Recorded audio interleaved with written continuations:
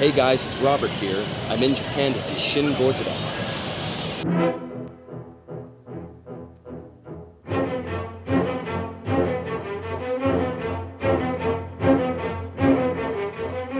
Here we are, this is my review of Shin Gojira, and I thought what better place to do it than in the Godzilla room at the Hotel Gracery Shinjuku. The first thing that I want to say is that this has been a lifelong dream of mine, to be able to come to Japan and actually get to see a Godzilla movie in the theater. The last Godzilla movie that Toho produced was Godzilla Final Wars in 2004. So when I heard about Shin Gojira, I thought, this is my chance to finally get to go to Japan, see a Godzilla movie in the theater, and who knows when that opportunity might come again.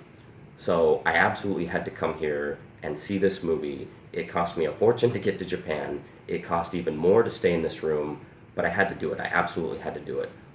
So this is me fulfilling a lifelong dream by being here, and I feel very lucky to have seen this movie not only in a Toho Cinemas IMAX, but here in the Godzilla Hotel. As for the movie itself, I liked it overall, mostly. It's not without its flaws. There are definitely some flaws in this film. But overall, I did enjoy it. The movie is directed by Hideaki Anno, the creator of Neon Genesis Evangelion, and the monster effects are directed by Shinji Higuchi, who's worked with Anno on the Attack on Titan movies. The movie stars Hiroki Hasegawa as the deputy chief cabinet secretary or something like that, and Satomi Ishihara, who plays like a U.S. special envoy to the president. She sort of acts as a liaison between America and the Japanese government. The tone of this film is very serious, which was welcome. It was a welcome direction for me as a fan, because personally, I've always wanted to see Godzilla portrayed in a very serious, very realistic way, and Anno has done that with this film. He's absolutely done that. The story itself is very reminiscent of the 3/11 earthquakes that affected Japan and caused the Fukushima nuclear plant to melt down. You can tell throughout this film that Anno is clearly making an attempt to parallel that and to sort of take a stance criticizing the government. The government was heavily criticized after the Fukushima meltdown and the earthquakes of 3/11 for their lack of response. They were very slow to respond to that disaster when it initially happened, and you can tell that that Anno is definitely trying to parallel that with this film. But again, I liked that this movie had a very serious tone. It tries to portray Godzilla in probably the most realistic way that we've seen him so far in a Godzilla film. This is the way that a Godzilla attack really would be. If a giant monster came out of the ocean and destroyed a city, this is what it would be like. Imagine 9/11, that level of horror and chaos, but instead of two buildings being destroyed, imagine an entire city or multiple cities being destroyed by this giant monster, people running and screaming in terror. That's what this would be like.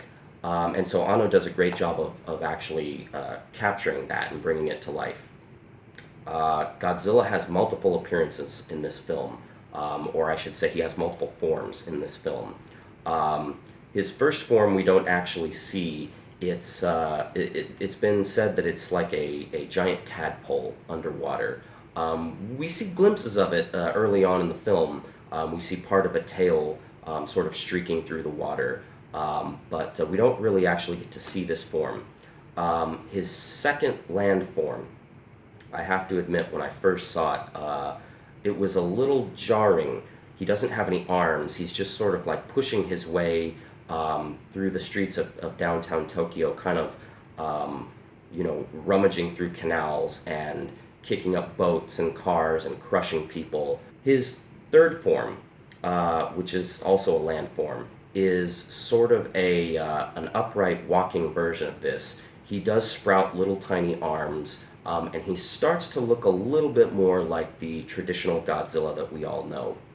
And then, of course, his fourth form is the full, upright, walking version of Godzilla that we all know. It's the version that you saw in the trailer. That is his final form in the film.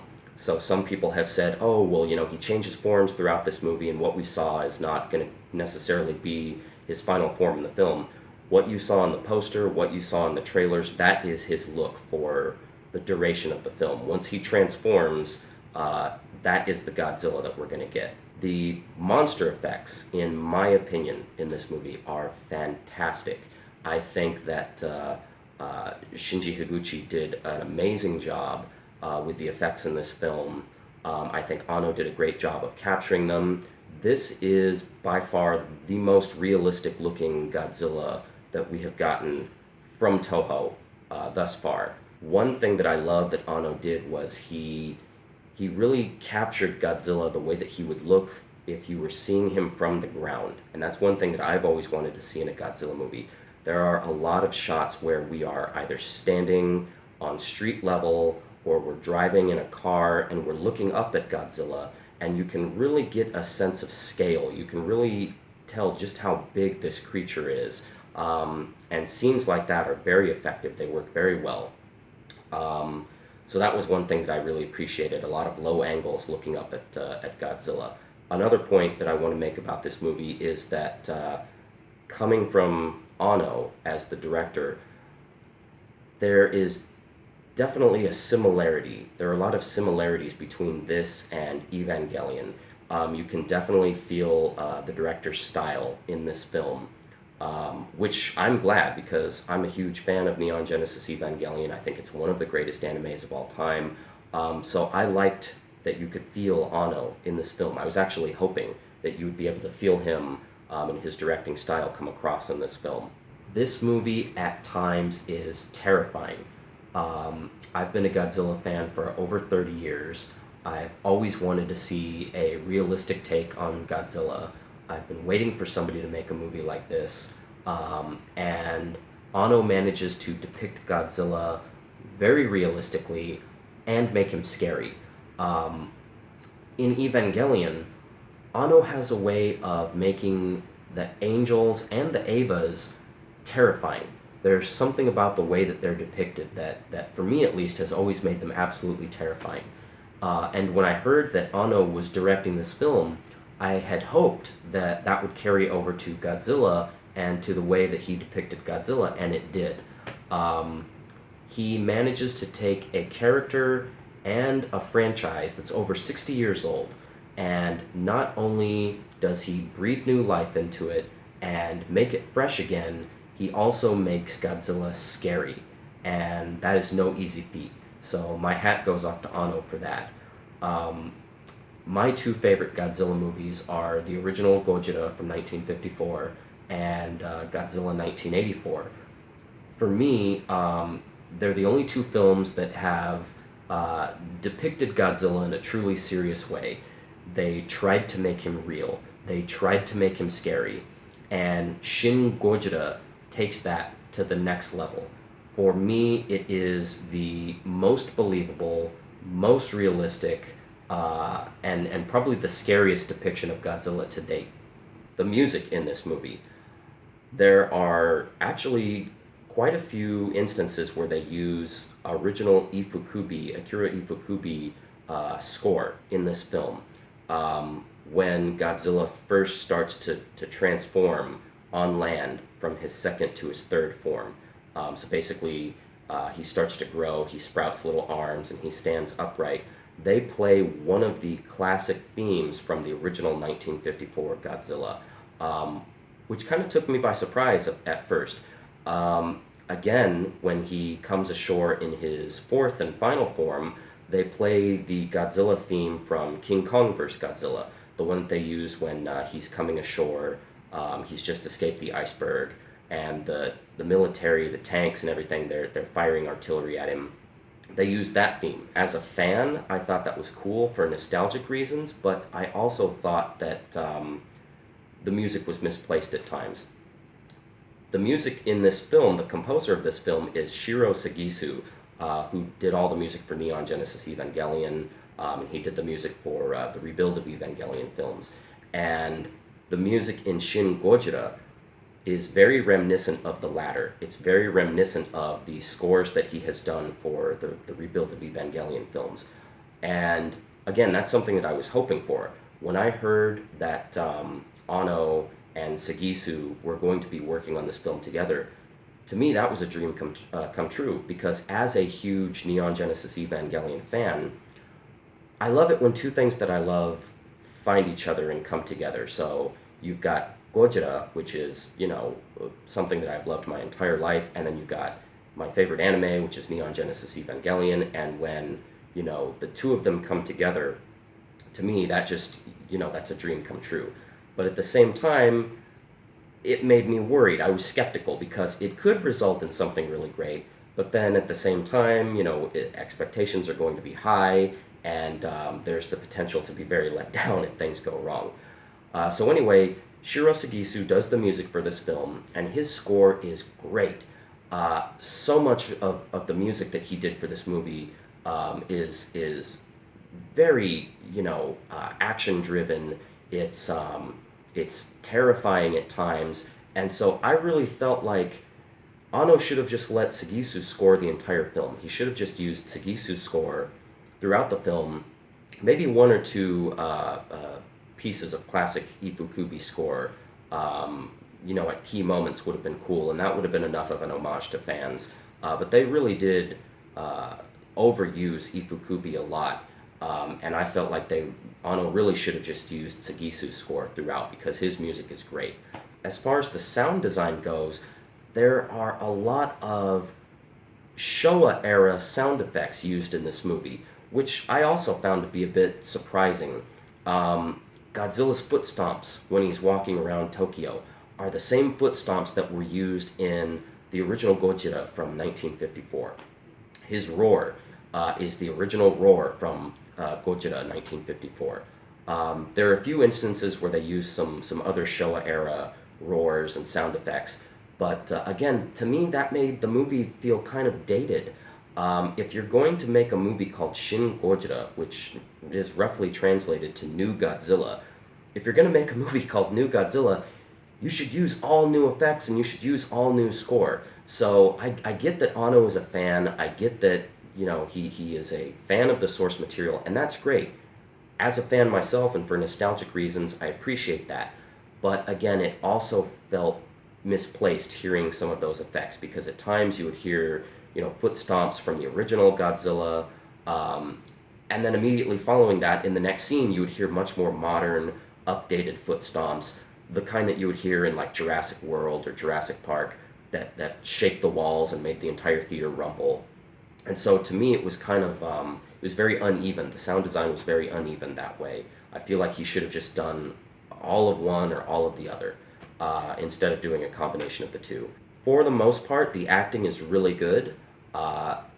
The main characters, the Japanese government, the Prime Minister, they all do a really great job of bringing a level of seriousness and realism and believability to their characters. You actually feel like these are people who are acting out of desperation and who are, terrified themselves. They're in disbelief at what's happening, and they are trying to make sense of it all and just really come together and figure out a plan for how to stop this giant monster that's attacking. Shin Gojira is the first Godzilla film to actually reboot the series entirely. All other subsequent films since the original Godzilla in 1954 have been either direct sequels to that film, or they have at least referenced that film in some way, acknowledging that the original Godzilla in 1954 happened, the events of that film happened. This movie pretends like that movie never happened. This is the first time that the Japanese have ever seen a giant monster, a daikaiju like this, attacking a city, and so they are completely caught off guard. They have no idea what to make of this thing, and they are just desperate to figure out a solution for how to stop Godzilla. So the acting, for the most part, is really good. There are a few exceptions, and the chief among them, I hate to say, is Satomi Ishihara. She does a good job with her Japanese dialogue. She plays sort of a sassy, kind of spunky special envoy to the President of the United States. So she acts as a liaison between America and the Japanese government. She has a few English dialogue lines in the film, and those, I hate to say, she doesn't handle very well. She's supposed to be a half American, half Japanese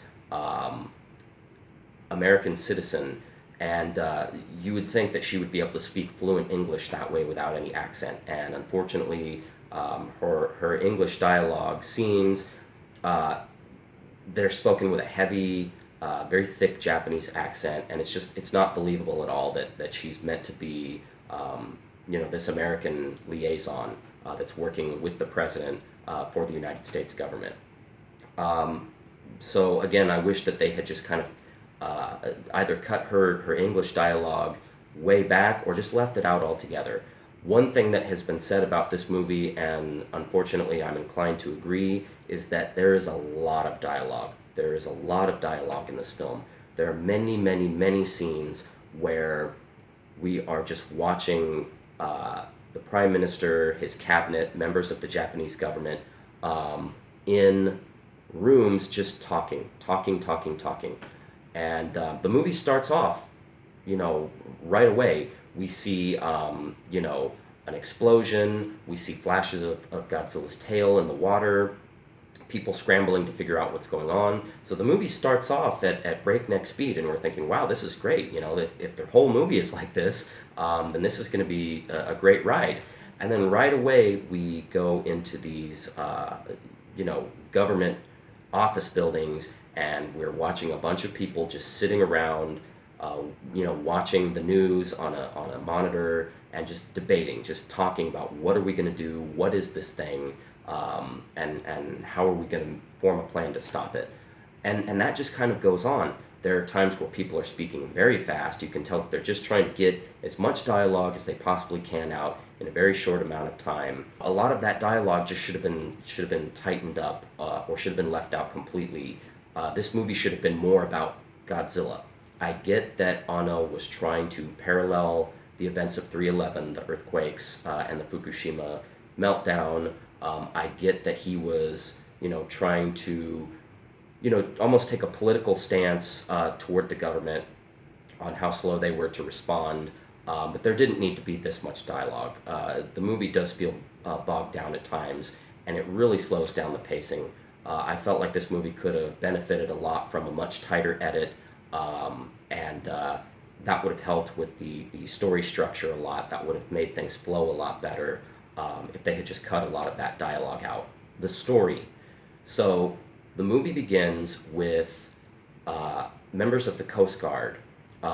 We're seeing this in first-person perspective, so like found footage style of Coast Guard members finding a little boat in the ocean just off the shore called the Glory Maru. They go aboard this boat and they find that it's abandoned. There's nobody in it.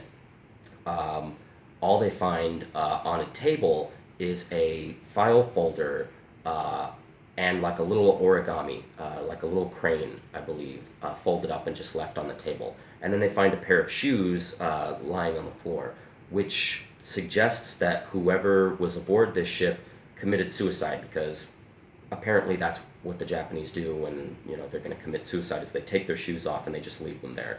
So if you find a pair of shoes, it's very likely that the person you're looking for is commit suicide. Then before we get any kind of insight into what's going on, there's a huge explosion, and the found footage cuts to static, and then we see this huge explosion off sea, and water roiling and churning, and we don't know what's going on. We don't know what to make of this. The next shot, we're seeing cars driving through like an undersea tunnel, and suddenly the ceiling collapses and blood just starts to pour, or what looks like blood, and buries a car. And then again, we cut from that to people on the shore just sort of pointing and filming with their phones, and everybody's thinking, what's going on. At this point, we are introduced to our hero, who is played by Hiroki Hasegawa. He is the deputy chief cabinet secretary or something like that.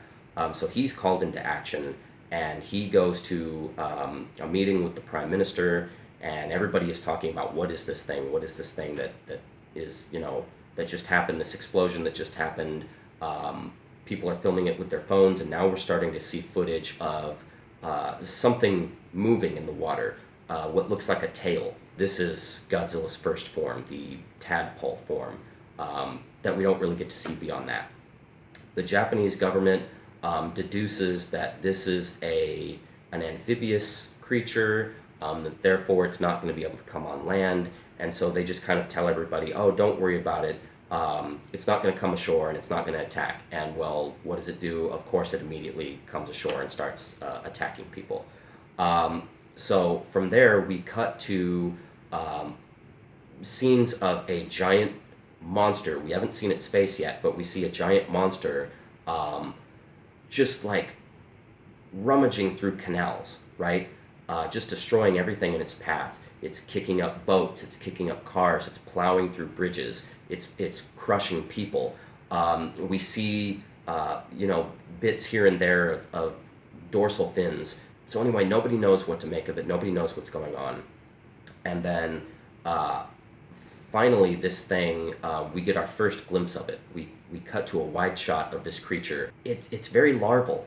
It's reminiscent of the chestburster from the first Alien, when it comes out of Kane's chest, and it's larval looking. It doesn't have any arms. It's just sort of this torso with a head and a mouth.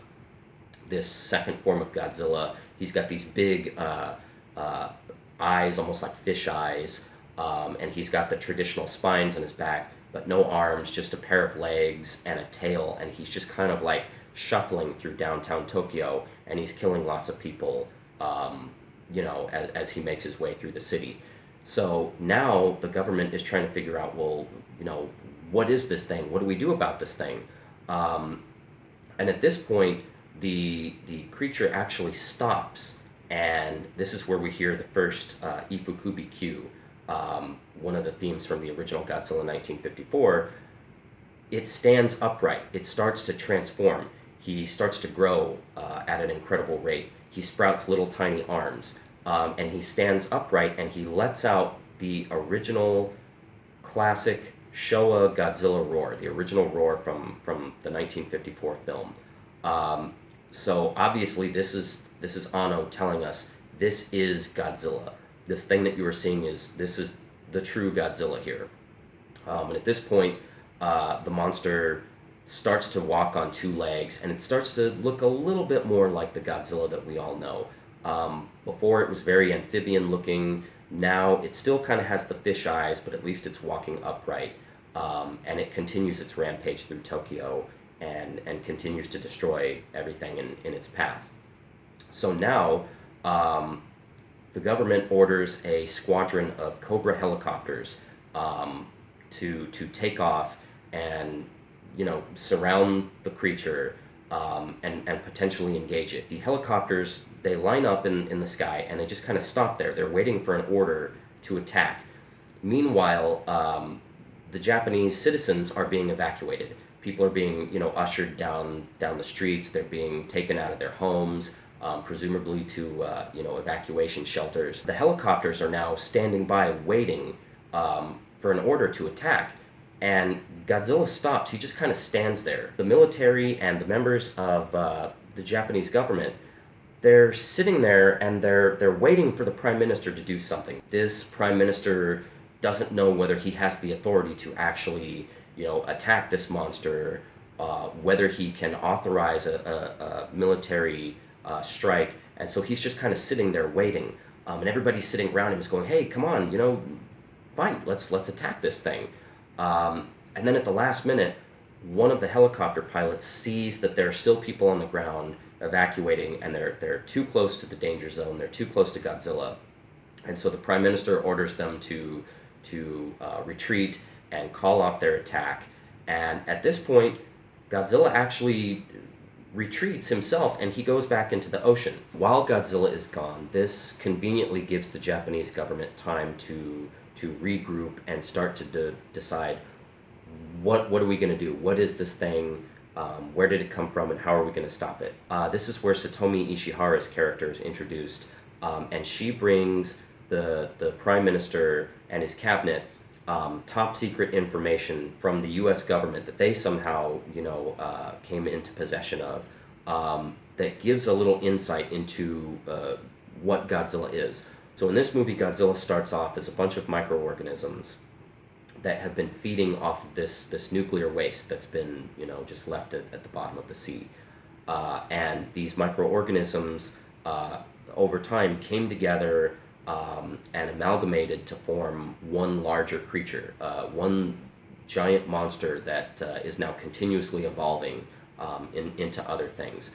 And all of this information was theorized by a scientist who's named Goro Maki in the film, which I believe was also the name of the newspaper reporter from Godzilla 1984. So that could be an homage to Godzilla 1984. But anyway, Goro Maki is believed to be, he's a scientist who's believed to be the person that was aboard the Glory Maru at the start of the film who vanished and left this file folder behind. So anyway, Satomi Ishihara brings this information to the Prime Minister and the Japanese government, and she even tells the government the name that Goro Maki had come up with for the creature, which is Gojira, after the monster from the Odo Island legend. In the meantime, Godzilla comes back. He comes back fully transformed.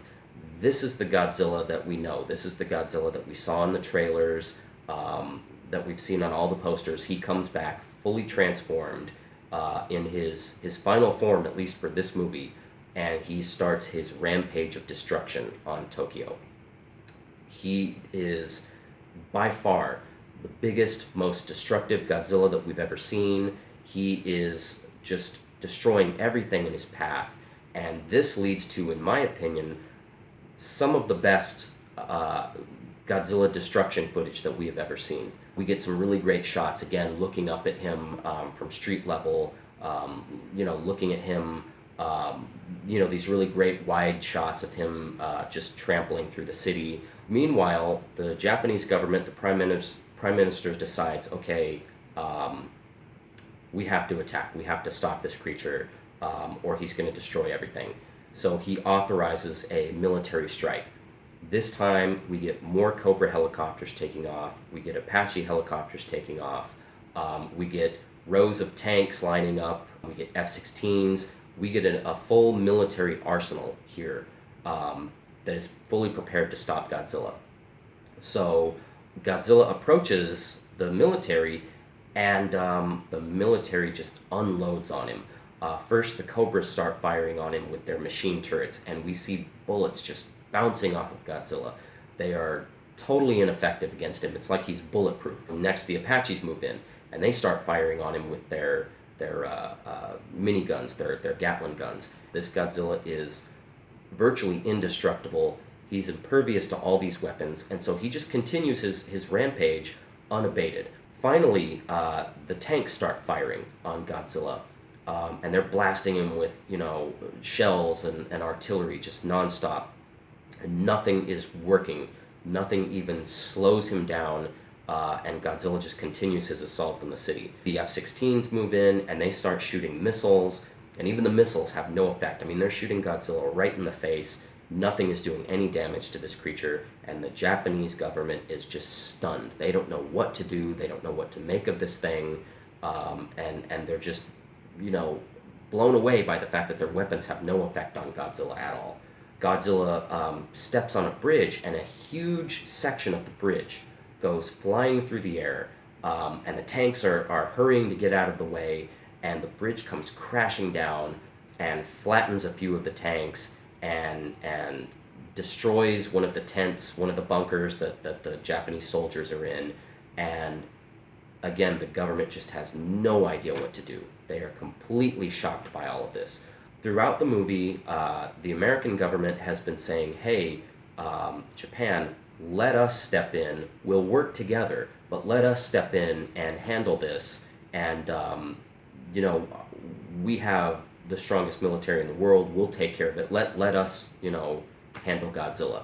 So at this point, they send in a squadron of B-2 bombers. And they drop these huge bombs on Godzilla. And this is the first time that we see Godzilla actually get hurt. The bombs explode on his back, and he leans forward, and we see blood just go flying. Blood gushes all over the street. So now Godzilla has been hurt, and he is mad. So we start to see his dorsal fins glow. And in this movie, Godzilla's atomic breath is devastating. This is the strongest, most destructive atomic breath that we have seen in a Godzilla movie by far. He first opens his mouth, and it's almost as if he's like vomiting or regurgitating smoke. We just see like thick smoke start pouring out of his mouth. It's filling the streets, and then that smoke ignites into fire, and we see just this you know, almost like a geyser of flame erupting from Godzilla's mouth and just filling the streets and vaporizing buildings, melting buildings, just destroying everything. It's turning Tokyo into a sea of fire. His spines start to glow purple, and he opens his mouth even wider, and his bottom jaw almost kind of splits open a little bit. And the atomic breath turns from fire into a concentrated purple beam that just lets out this really high-pitched shriek or a whistle. It almost kind of sounds like a kettle when it's boiling. And this flame, it's more like an atomic laser. It's destroying everything, and Godzilla sort of arches his back, and the atomic laser slices one of the B-2 bombers just clean in half, just absolutely destroys it. So now the American military is mad, and the remaining two bombers, the B-2 bombers, they circle around and they say, all right, it's payback time. So they fly over Godzilla, and they drop a lot of bombs. They drop a lot more bombs this time. And almost as if he senses the bombs, Godzilla, he leans forward, his spines start to glow again, and he releases about a dozen lasers out of his back, more of these atomic laser beams out of his back. They almost look like light when it's bouncing off a disco ball, and they destroy the remaining bombers. And at the same time, the Prime Minister and a bunch of his cabinet are boarding a chopper. They want to evacuate. They want to get the hell out of there. And as their chopper is taking off, their chopper also catches one of these beams and explodes. And so the Prime Minister and a bunch of his cabinet members are killed. After this happens, Godzilla has pretty much run out of energy. He's exhausted himself.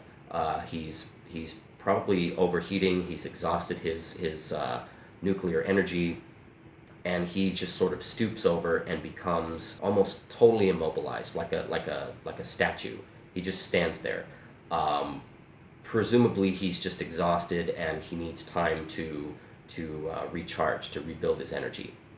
So now, our main character, Hiroki Hasegawa, he is mad. He is furious that, this thing has been able to come ashore and to, destroy the city and kill all these people, and he feels helpless. He feels like there's absolutely nothing that he can do about it. And meanwhile, the American government is stepping in, trying to take control of the situation. Now the Germans and the French and even the Russian governments are trying to step in. Everybody wants to step in and take control of Godzilla and the situation and how to deal with him away from Japan. And so Japan is trying very hard to maintain control of this military operation and to deal with Godzilla themselves. The remaining members of the government, scientists, they are examining samples of Godzilla's DNA. At one point, one of Godzilla's dorsal fins, a piece of one of his dorsal fins is found in the rubble in downtown Tokyo, and they do an analysis of it, and they determine that the fin is actually not only regenerating itself, but that Godzilla has an asexual reproducing ability. So what this fin is actually doing, if left unchecked, is it is growing into another Godzilla. And so this just freaks everybody out, because this means that, if just one piece of this thing can turn into another Godzilla, then there could potentially be lots of these things, and this could spell the end of mankind. So this just terrifies everybody. The Japanese government comes up with a plan for how they want to destroy Godzilla. They determine that if they use a blood coagulant on Godzilla, that they can actually freeze him. They can stop his nuclear radiation digesting ability or whatever it is, and they can freeze Godzilla using this blood coagulant. This becomes known as Operation Yashiori, the operation to freeze Godzilla. In the meantime, the U.S. government is telling Japan, you have 2 weeks to evacuate, and then we're going to nuke Godzilla. We're going to step in and we're going to nuke Godzilla. We're going to drop an atomic bomb on Tokyo. And as you know, Japan has an anti-nuclear weapons policy, so they are very against this. This is absolutely the last thing that they want. So now we see lots of scenes of Japanese citizens being evacuated. They're being put onto, big helicopters. They're being put onto buses. Those buses are being put onto aircraft carriers. The Japanese people are being evacuated while the United States government is standing by waiting. So Operation Yashiori goes into effect. Hiroki Hasegawa's character, he's standing on a rooftop with, a bunch of cabinet members, and they are watching as they attack Godzilla. The attack begins with a bunch of trains being driven into Godzilla carrying explosives. So Godzilla is still, just kind of standing in the middle of Tokyo, totally inactive. And these trains start crashing into him and exploding, and of course this immediately revives Godzilla. The government starts detonating bombs inside the surrounding buildings. Godzilla is surrounded by a bunch of tall buildings, and those buildings come crashing down and start to bury Godzilla in rubble. He's lying on the ground.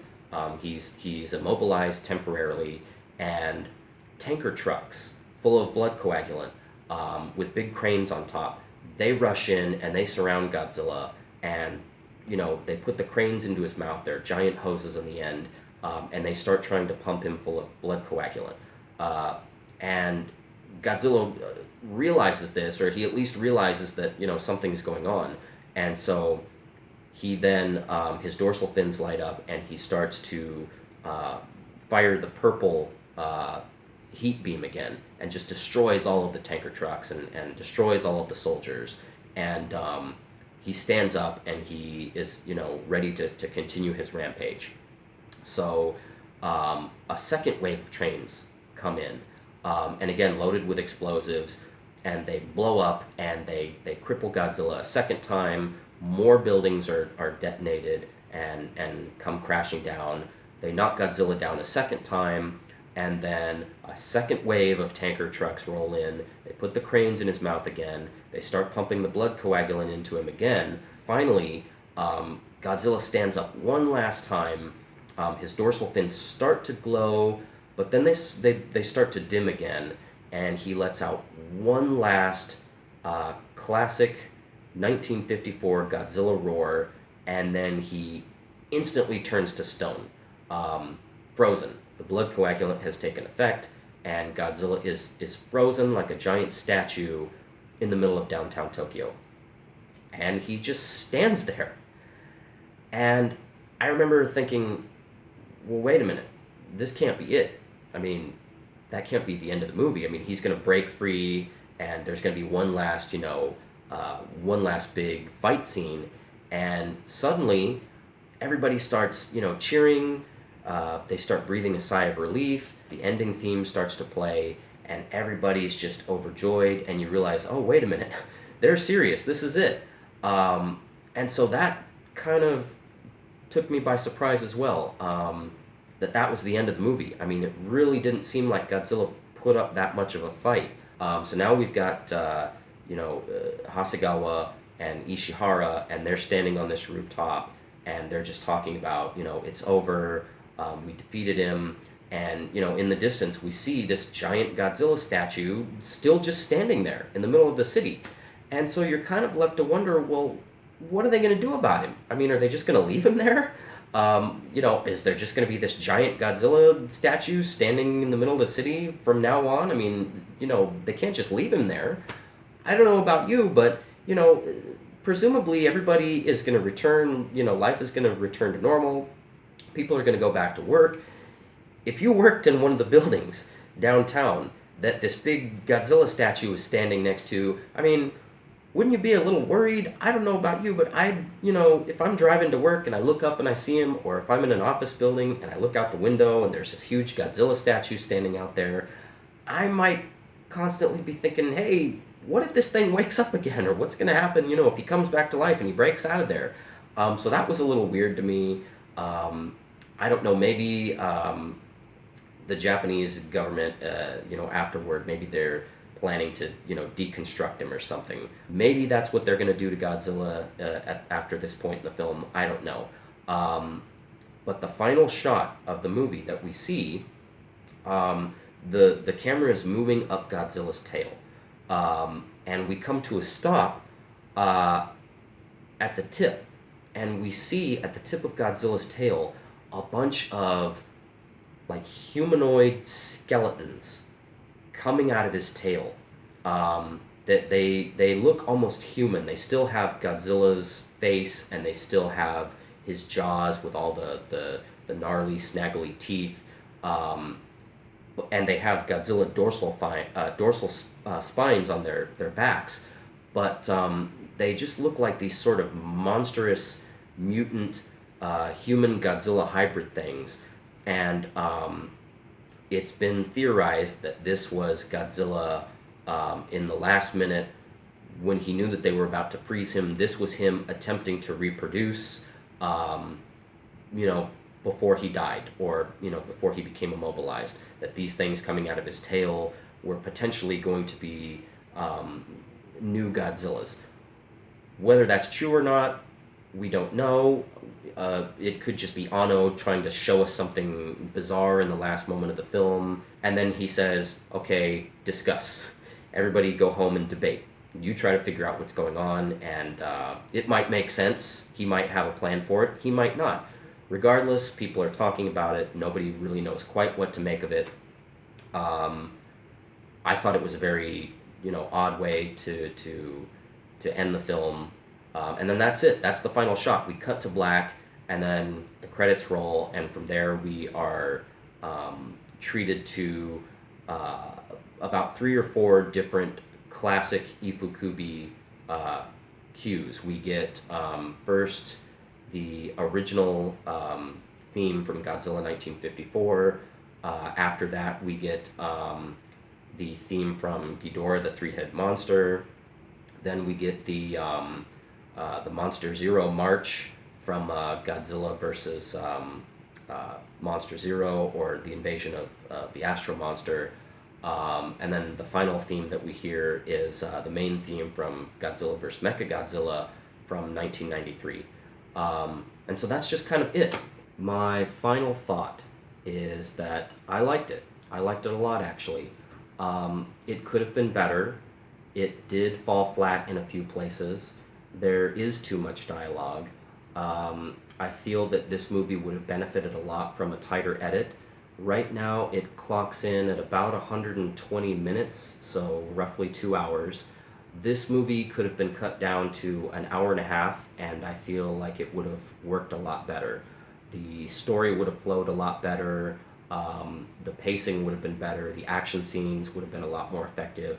So this movie could have benefited from a tighter edit and a tighter narrative. The climax felt a little anticlimactic. The way that Operation Yashiori just freezes Godzilla I had really hoped that Godzilla would have put up a bit more of a fight. It would have been nice to see him, with one last hurrah, one last stand against the Japanese military, and instead they just kind of freeze him, and that's it. And that leads into my final issue with the film, which is the ending. It just ends. There's no real resolution at the end. There's no real emotional release at the end of the film. We just see Godzilla frozen. We see that last shot of his tail, and that's just kind of it. So other than that, I did enjoy the film a lot. It leaves wide open for a sequel, and I absolutely believe that Toho is going to make one. The film has gotten mostly positive reviews so far. I've seen a few negative reviews here and there. Not everybody likes the new design. Not everybody likes the direction that Anno has taken the character. None of that matters. This movie is making a fortune at the box office. Both times that I saw it, the theater was packed. This is a good 2 weeks after the movie came out. I wanted to wait. I didn't want to come and be one of the first people to see this movie in the theater. I didn't want to be one of the first people to review it. I wanted to wait a little while for all the hype to die down and to come to Japan and just see it for myself and enjoy it for myself. And even still, after 2 weeks, the theaters were still packed. It was sold out shows both times. So I absolutely believe that Toho is going to make a sequel to this movie. I would really like for Anno to come back and direct it. I think that he did a great job with this film.